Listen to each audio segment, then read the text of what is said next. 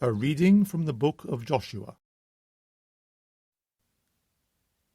The Lord said to Joshua, "This very day I will begin to make you a great man in the eyes of all Israel, to let them be sure that I am going to be with you, even as I was with Moses. As for you, give this order to the priests carrying the Ark of the Covenant. When you have reached the brink of the waters of the Jordan, you are to stand still in the Jordan itself." Then Joshua said to the Israelites, "Come closer and hear the words of the Lord your God." Joshua said, "By this you shall know that a living God is with you, and without a doubt will expel the Canaanite, the Hittite, the Hivite, the Perizzite, the Girgashite, the Amorite, and the Jebusite. Look, the ark of the Lord of the whole earth, is about to cross the Jordan at your head.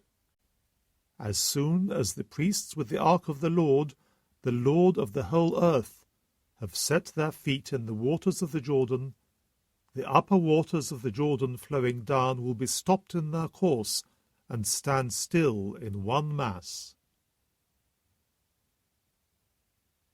Accordingly, when the people struck camp to cross the Jordan, the priests carried the Ark of the Covenant in front of the people. As soon as the bearers of the Ark reached the Jordan, and the feet of the priests who carried it touched the waters — the Jordan overflows the whole length of its banks during the harvest season — the upper waters stood still and made one heap over a wide space, from Adam to the forests of Zarethan, while those flowing down to the Sea of the Arabah, that is, the Salt Sea, stopped running altogether. The people crossed opposite Jericho. The priests who carried the Ark of the Covenant of the Lord stood still on dry ground in mid-Jordan, and all Israel continued to cross dry-shod till the whole nation had finished its crossing of the river. The Word of the Lord. A reading from the Holy Gospel according to Matthew.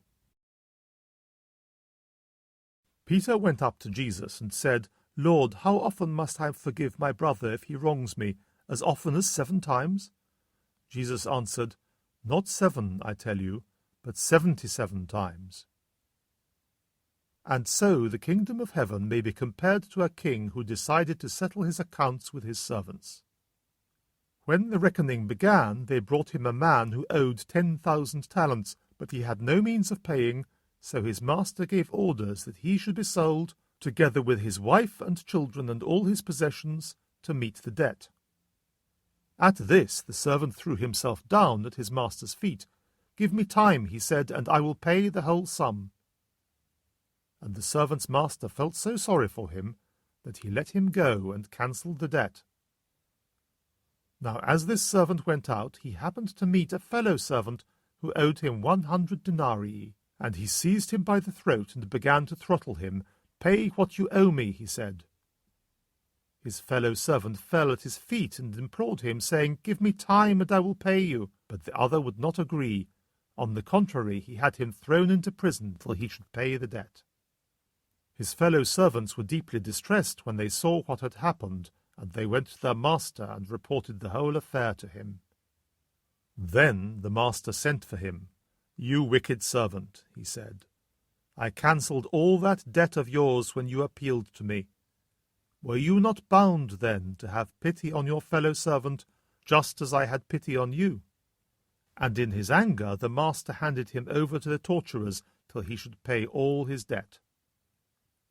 And that is how my heavenly Father will deal with you, unless you each forgive your brother from your heart." Jesus had now finished what he wanted to say, and he left Galilee and came into the part of Judea which is on the far side of the Jordan. The Gospel of the Lord.